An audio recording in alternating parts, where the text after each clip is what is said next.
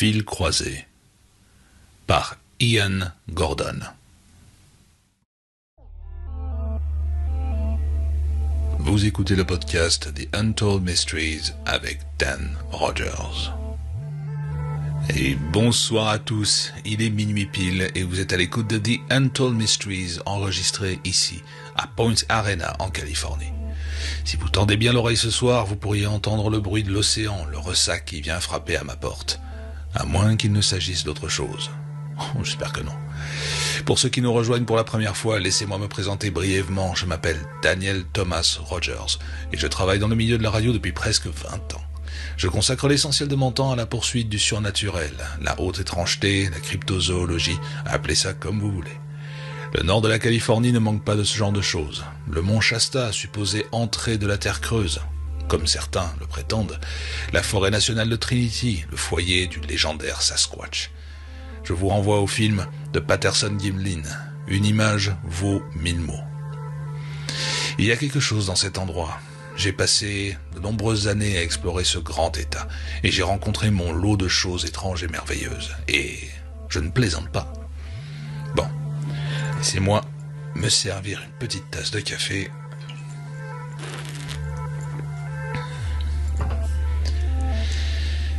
Alors, où allons-nous ce soir ? Permettez-moi de planter le décor. J'étais assis ici à contempler l'immensité de l'océan et ça m'a fait réfléchir. Ça m'a fait réfléchir à la longueur incroyable du littoral ici à l'ouest, à tous ces points d'entrée possibles vers notre vaste pays, aux horreurs inconnues qui pourraient rôder au fond du Pacifique, à la possibilité troublante que des léviathans se glissent, rampent nuit après nuit jusque dans nos petites communautés, s'attaquant aux plus faibles, aux plus vulnérables, escortant les milliers de disparus signalés chaque année vers ces profondeurs insondables, sous les vagues. Et je peux vous dire que j'ai vu des choses étranges, rejetées par la mer sur nos plages de temps à autre, la plupart du temps mortes, je dois l'admettre, mais ça laisse songeur. Le mystère de ce soir concerne une autre émission très semblable à celle-ci, The Devil's Hour, animée par John Leighton Price, un homme que je porte dans mon cœur. Je doute que vous en ayez entendu parler. L'émission était diffusée dans les années 70 à l'autre bout du monde. La station était modeste, installée dans un ancien hangar à bateaux près du port dans la petite ville d'Hamble, au Northumberland, en Angleterre. Dans les années 60, le site avait servi de station côtière surveillant la mer du Nord. L'émission passait le dimanche soir, à ce que son nom suggère, minuit. Et pendant 60 minutes, Price discourait sur les phénomènes étranges dans le nord-est de l'Angleterre, invitant les insomniaques locaux à appeler pour partager leurs expériences troublantes. Et puis, il y a eu une nuit glaciale de l'automne 78. Les choses ont pris une tournure étrange. J'ai récemment mis la main sur un enregistrement de l'émission en question. Un enregistrement que je vais vous diffuser ce soir en intégralité. Il m'est parvenu sur une bande magnétique. J'ai eu un mal de chien à la transformer en numérique. Des montages ont été nécessaires et évidemment, la bande est bourrée d'artefacts. Mais autant que je puisse en juger, rien d'essentiel ne manque à la diffusion originale.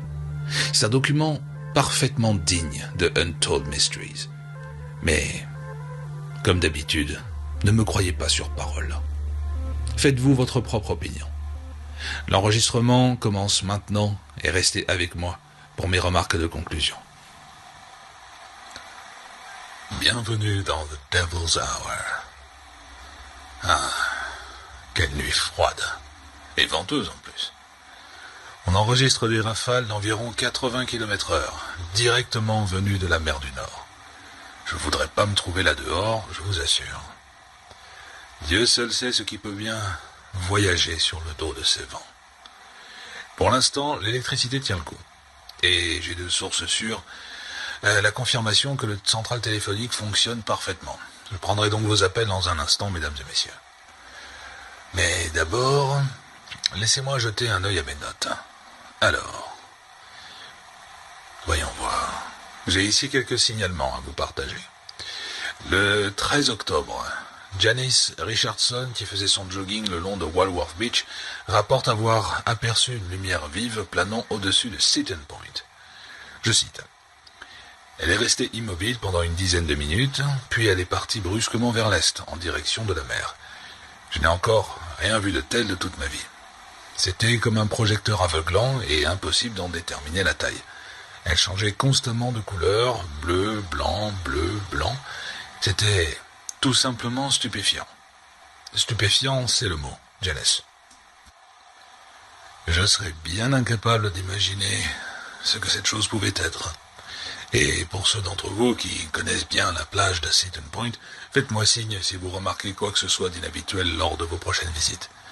C'est la première fois que j'entends parler de lumière dans le ciel à cet endroit. Ensuite, 17 octobre. Peter Hindley, en randonnée près de Linhope Spoke, affirme avoir dû battre en retraite après avoir aperçu, je cite toujours, une créature trapue à 4 pattes buvant dans le bassin au pied de la cascade, totalement dépourvue de poils, avec des oreilles pointues, comme un diablotin ou quelque chose dans ce genre. J'aime pas beaucoup ça, Peter. Un diablotin. Linhope revient régulièrement dans nos discussions, mais je n'ai jamais entendu parler d'un diablotin là-bas. Encore une fois, chers auditeurs, si vous envisagez une randonnée dans ce secteur, restez vigilants. Et vous connaissez le mantra. Ne randonnez jamais seul. Encore un autre témoignage. J'ai ici une lettre de Gerald Kaldebranck, de Felton. Elle dit ceci. Monsieur Price, je suis un auditeur régulier de votre émission et je vous félicite pour vos efforts constants visant à mettre en lumière les phénomènes déroutants qui semblent si fréquents ici dans le Nord-Est. Votre reportage du mois dernier concernant le marionnettiste de Powburn est aussi éclairant qu'il est dérangeant. Penser qu'un individu aussi banal puisse être capable de telles atrocités fait froid dans le dos. Pour ma part, j'éviterai à l'avenir ce tronçon précis de la A697. Laissez-moi en venir au fait. Qu'il pleuve ou qu'il vente, je suis un homme qui apprécie une promenade du soir avec ses chiens. J'ai 2 setters irlandais, 2 boules d'énergie tous les deux. Nuit après nuit, ils ont l'habitude de m'entraîner vers un terrain découvert connu localement sous le nom de The Wash. C'est une étendue plate, à peu près de la taille de 2 terrains de football, bordée de buissons sur tous les côtés. La nuit dernière n'a pas fait exception. Il était environ 18 heures et le jour déclinait rapidement. Les chiens sont partis en courant, faisant ce qu'ils font d'ordinaire. Et moi, de mon côté, je les ai suivis tranquillement, profitant de l'air frais. Environ 1 minute plus tard, les chiens sont revenus en trombe vers moi, la queue entre les jambes, la tête basse. Ils gémissaient. C'était évident, quelque chose n'allait pas. En 6 ou 7 ans, je ne les ai jamais vus aussi soumis et aussi terrifiés. J'ai remis les laisses et j'ai scruté les environs à la recherche de quoi que ce soit d'anormal, et là, je l'ai vu. Devant moi, au milieu du champ, flottait un objet argenté parfaitement sphérique. Il faisait environ la taille d'une petite voiture. Sa surface était terne, non réfléchissante, presque banale.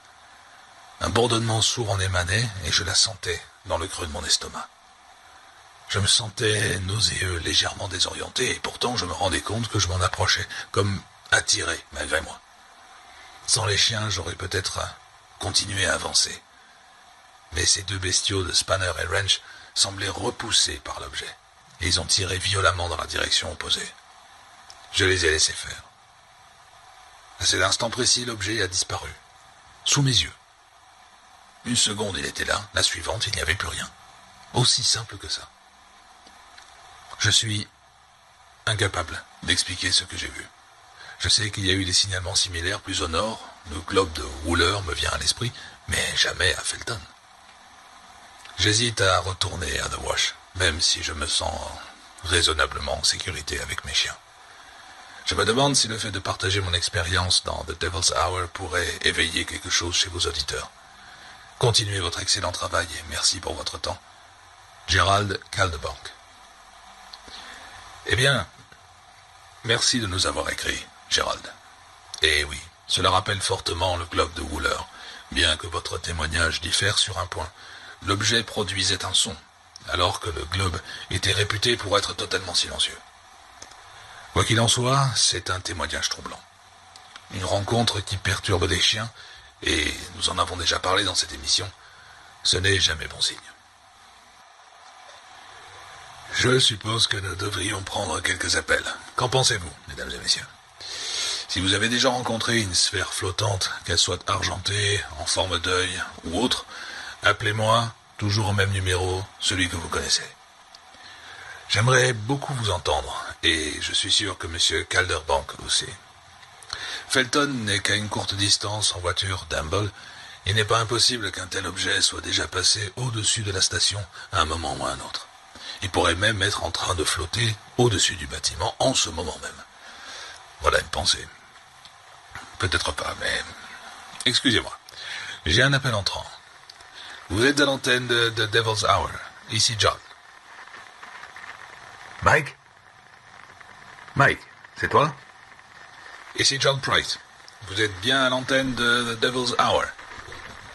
Tu t'es trompé de numéro, Mike. Tu vas pas me croire. Je répète. Ici John Price. Vous êtes à l'antenne de The Devil's Hour. Oh. Eh bien, veuillez m'excuser, mesdames et messieurs. Certainement un croisement de lignes. Enfin bref. Encore un signalement ici. Toujours à l'Inhope Spout.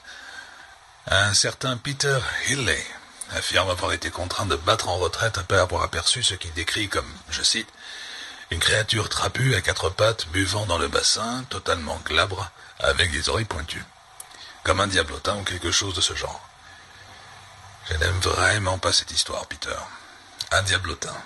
L'Inhope revient régulièrement dans nos discussions, mais je n'ai jamais entendu parler de diablotin. Encore une fois, nos éditeurs, restez vigilants si vous voulez randonner dans ce coin-là. Et vous connaissez le mantra, comme toujours, ne randonnez jamais seul. Ah oui. J'ai également une lettre de Gerald Calderbank de Felton.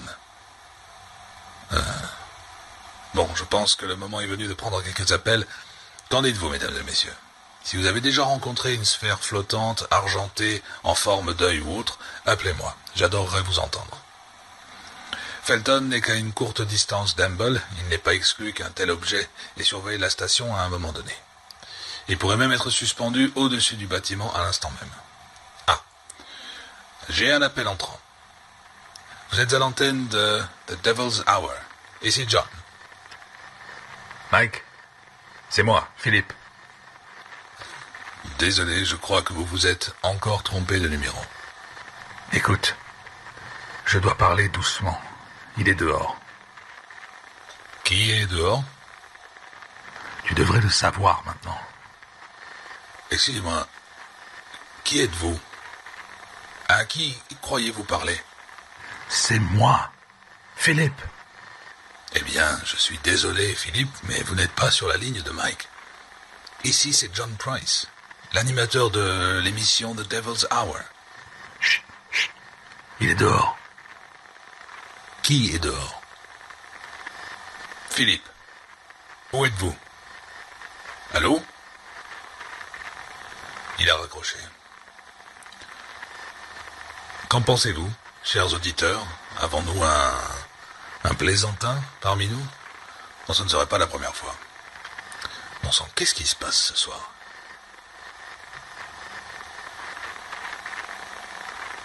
Pardonnez le silence, mesdames et messieurs, mais j'attends des appels. D'ordinaire, il y a la queue à cette heure-ci. Soit je diffuse dans le vide, soit très peu d'entre vous ont envie de parler ce soir. Attendez. Non. J'ai un appel entrant. Vous êtes à l'antenne de The Devil's Hour, et c'est John. C'est encore moi, Philippe. Désolé, j'ai dû raccrocher. Il s'approchait un peu trop près, pour être honnête. D'accord, je vous écoute. Qui s'approchait trop près? Le roi. Le roi, oui. Il est dehors. Et... laissez-moi vous dire une chose. Il est bien réveillé. Le roi? Où exactement? À une centaine de mètres environ. Il glisse sur les vagues. Ses yeux brillent dans le noir comme des étoiles en ambre. Il m'observe. Il a l'air de m'évaluer.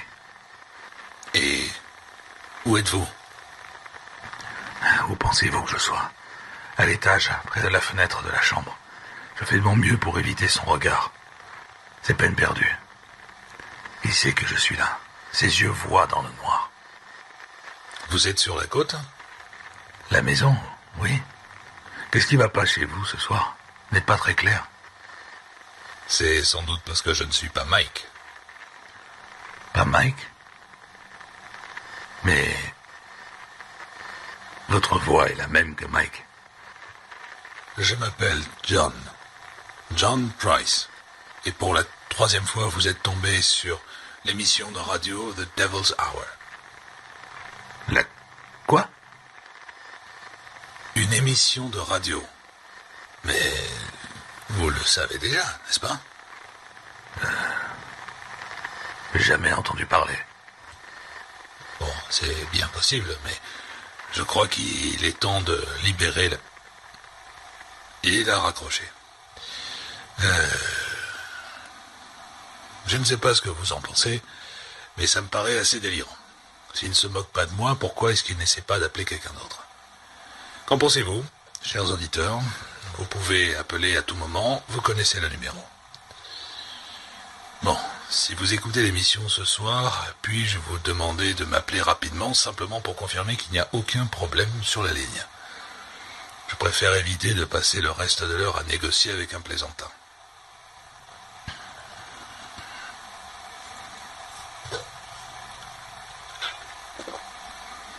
C'est un silence de mort ce soir. Je ne crois pas une seule seconde que je parle dans le vide. Voyons si je peux passer un appel sortant. Patientez un petit peu, mes amis. Mon ami de Morpeth ne répond pas, mais au moins je sais qu'il n'y a pas de problème avec la ligne. Bon, il semblerait que notre mystérieux correspondant soit la preuve du contraire. Alors, plaisantin ou pas, il a mentionné un roi d'une certaine sorte. Quel était ce récit, déjà, du dieu poisson? Voyons voir, j'ai toute une documentation sur le sujet. Ah, oui, le voilà. L'île de Seacliff et le roi dormant. Il existe un ouvrage sur le sujet écrit par Paul Harris. Certains d'entre vous le connaissent-ils. Il y est question d'un culte peu connu qui serait actif sur Seacliff. On l'appellerait l'ordre du dormeur. Ces adeptes vénéreraient une sorte de dieu poisson qui rendrait visite à l'île tous les 50 ans environ. Cela pourrait-il être le même roi que celui évoqué par notre mystérieux correspondant? J'en doute. La dernière apparition supposée de cette créature, si ma mémoire est bonne, remonterait à la Seconde Guerre mondiale. Et de toute façon... Ah, je crois qu'un appel est entrant. Vous êtes à l'antenne de The Devil's Hour, ici John. Bonjour, John. Qu'est-ce qui se passe là? Ben, nous y voilà. Je suis désolé, John. Mes appels continuent d'arriver chez vous. Forcément. Si vous continuez à composer mon numéro... Je suis désolé, John, mais je dois parler doucement. Le roi... il est encore plus proche maintenant. Qui est ce roi dont vous parlez sans cesse? On l'appelle le roi serpent. Il vit dans les parties les plus profondes de l'océan et les plus froides. Il communique avec les hommes dans leur sommeil à la recherche de proies appropriées. Des solitaires comme moi, des rêveurs. Et il y en a eu d'autres, beaucoup d'autres. À quoi ressemble-t-il, à part ses yeux de couleur d'ambre? Je ne distingue pas grand-chose ici. Mais je peux vous dire une chose, il est énorme, colossal. Il ondule dans les hauts fonds, son regard fixé sur la maison. Vous avez déjà vu un navire en mer la nuit? Eh bien, il se dresse dans l'obscurité comme une montagne ancrée au fond de l'océan. Il ne trahit pas sa nature. Voir cette masse de loin, depuis la terre ou la mer, c'est se retrouver face à quelque chose en soi-même. Cette peur inexplicable de l'inconnu. Le roi et le navire, ses yeux sont les feux de navigation. Et il arrive. Il arrive pour moi. Très bien, mon ami. Une imagination débordante à ce que je vois. Mais laissez-moi vous rappeler que... Ce n'est pas une plaisanterie. Il est dehors. Oh, si seulement je pouvais vous le montrer. Si seulement il faisait un bruit. D'accord, d'accord. Admettons un instant que je vous crois. Où êtes-vous situé exactement? À Craster, au bas de South Acres. Oui, je connais Craster. Quand avez-vous vu cette chose pour la première fois? Il y a environ 3 semaines. Les nuits claires, je m'assieds dehors et je regarde la mer. Je fais ça depuis des années. L'océan m'a toujours fasciné, surtout la mer du Nord. C'est un privilège de vivre ici. Eh bien, par une nuit particulièrement claire il y a 3 semaines, j'ai aperçu quelque chose à l'horizon. Ce n'était guère peu qu'une silhouette, un immense volume découpé à contre-jour par la lune qui se levait derrière lui. J'ai tout de suite compris que ça ne pouvait pas être un bateau. C'est bien trop sinueux, montant et descendant avec la marée, et beaucoup trop massif, comme une sorte d'anguille de la taille d'un paquebot. Et à partir de cette première apparition, j'ai remarqué les lumières ambrées, les yeux du roi à la recherche de sa proie. Depuis, je le vois toutes les nuits. Il émerge des flots après la tombée du jour, avançant lentement vers moi, de plus en plus grand, et ses yeux de plus en plus brillants. Où est-il maintenant? Il est proche. Il est si proche que je peux le sentir. C'est l'odeur des profondeurs. Oubliez l'odeur d'œuf pourri. La sienne est celle de la chair en décomposition. Avez-vous la moindre idée de ce que c'est réellement? Je vous l'ai déjà dit. C'est le roi serpent, le dernier survivant des terres englouties. Il bouge à nouveau. Allô? Philippe? Il a encore raccroché. Eh bien, qu'est-ce que nous sommes censés penser de tout ça, mesdames et messieurs? Le roi serpent. Ça ressemble beaucoup au serpent de Midgard, Jormungand, de la mythologie nordique. Ah, où est Thor quand on a besoin de lui? Je ne sais pas pour le roi serpent, mais le temps se gâte sérieusement dehors. La station vibre littéralement. Vous entendez ça? Un instant. Bon Dieu, c'est l'apocalypse là dehors. Peut-être est-ce l'heure du Ragnarok? Eh bien, Philippe, si vous respirez encore, et si vous vivez vraiment au bas de South Acres à Craster, restez loin des fenêtres. Cette tempête pourrait les faire voler en éclats, et j'adresse le même conseil à tous ceux d'entre vous qui vivent sur la côte. Je me demande si ce n'est pas pour cette raison qu'il est... Ah, un autre appel. Vous êtes à l'antenne de The Devil's Hour, ici John. Mon Dieu, il sort de l'eau. Il sort de l'eau. Il est gigantesque. Philippe? Philippe, c'est bien vous? Vous êtes toujours là? C'est une tour. 100 pieds de haut au moins. Je n'ose pas regarder par la fenêtre. Je ne peux pas supporter qu'il pose les yeux sur moi. La maison est balayée par un projecteur. Écoutez, vous l'entendez? C'est un murmure. Une psalmodie. Il chante quelque chose. Il va s'abattre sur la maison à ma recherche. Qu'est-ce que je dois faire? Où est-ce que je peux aller? Un instant, Philippe. Chers auditeurs, y a-t-il quelqu'un près de Craster? Quelqu'un peut-il s'y rendre? Si cet homme est réellement en danger... C'est trop tard pour ça, John. John. Je n'entends plus rien. C'est silencieux. Je crois que le moment est venu. Philippe? Philippe, restez où vous êtes. Ne bougez pas. Il est parti. Qu'est-ce qui se passe ici? Lali est morte.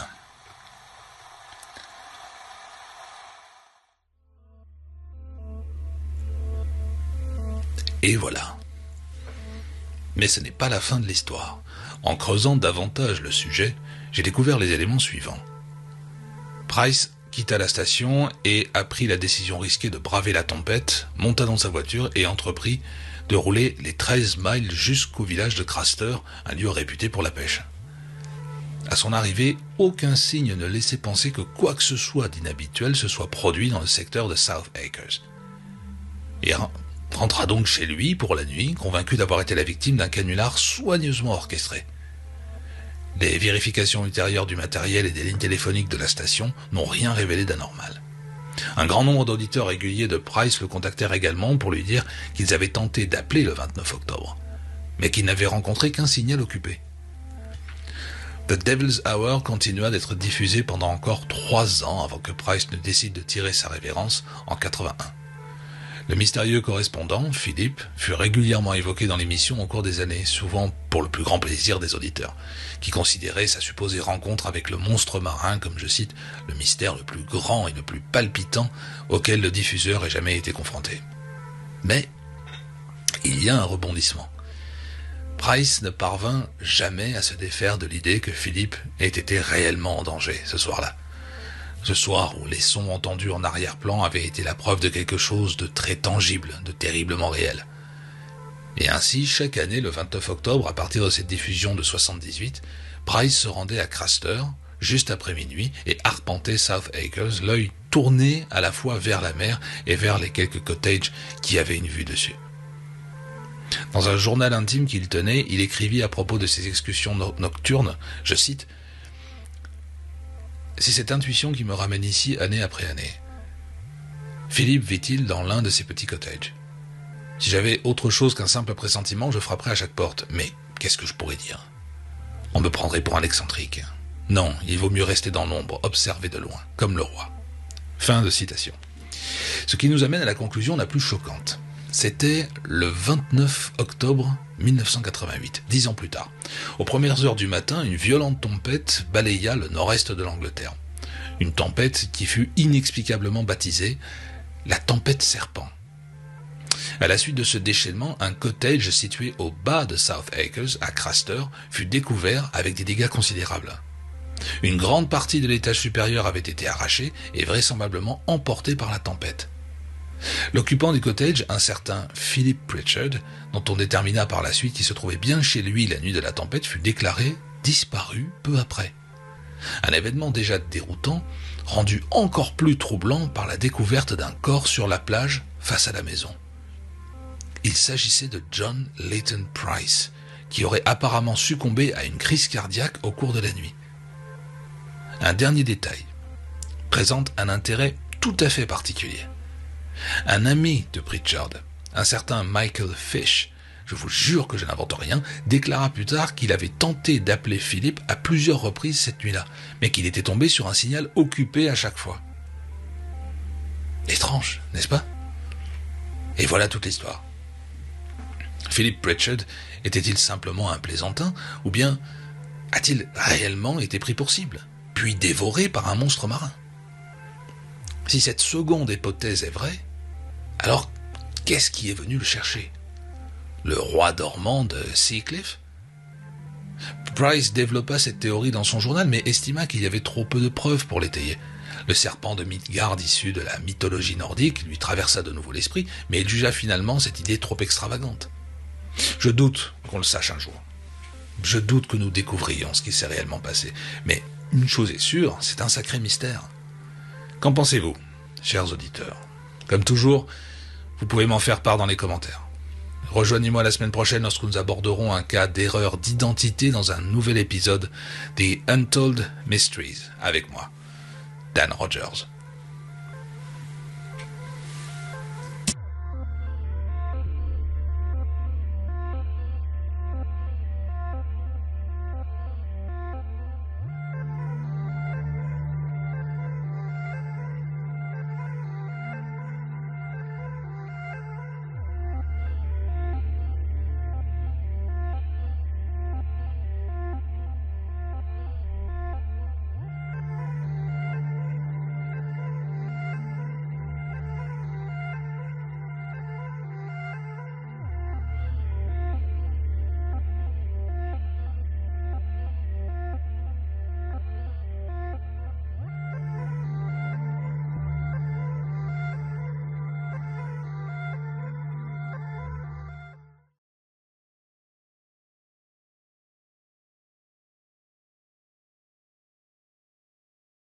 all the animals in this game like uglier versions of the turtles? I don't know, it's just weird to have a longer.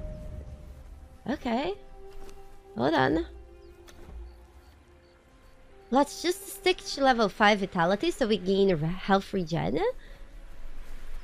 Unlock the primitive cook knowledge. Primitive cook. We unlock. Okay. Craft a campfire. Oh, we camp. Oh. Dude! I always know. No! God, I swear. I need to change the button of this. Yeah. The thing is, the game looks... how do I say this? The game looks really new, but some of the controls and the way the fluidity of movement, it does feel like it's an older game. How old is this game?